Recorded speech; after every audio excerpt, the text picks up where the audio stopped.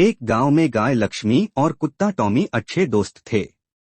लक्ष्मी गांव के मंदिर की गाय थी और टॉमी गांव के एक बुजुर्ग के यहाँ रहता था। दोनों सुबह सुबह मंदिर के पास मिलते और सारा दिन साथ बिताते। लक्ष्मी बहुत दयालु थी और टॉमी बहुत चालाक।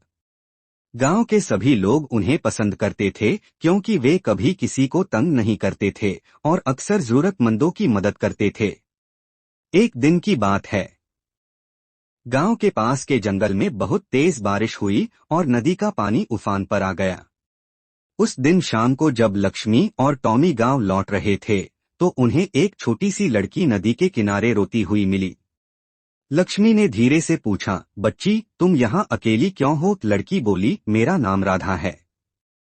मैं अपने माँ पापा के साथ जंगल की तरफ रहने आई थी, लेकिन अचानक बाढ़ आ गई और मैं रास्ता भटक गई। मुझे नहीं पता कि मेरे माँ पापा कहाँ हैं। टॉमी ने उसकी हालत देखी, गीले कपड़े, कामपता शरीर और डरी हुई आंखें। उसने तुरंत कहा, हमें इसकी मदद करनी होगी। लक्ष्मी ने राधा को अपने शरीर से सहारा दिया जिससे वह थोड़ा गर्म महसूस करे। टॉमी भागकर गांव की ओर गया और कुछ लोगों को बुलाया, लेकिन बारिश इतनी तेज थी कि कोई तुरंत बाहर नहीं आया। लक्ष्मी बोली, टॉमी हमें इसे अपने पास सुरक्षित रखना होगा। जब बारिश रुकेगी तब मदद मिलेगी। रात हो चुकी थी। लक्ष्मी ने राधा को अपने पास सुला लिया और अपने गर्म शरीर से उसकी ठंडक दूर की।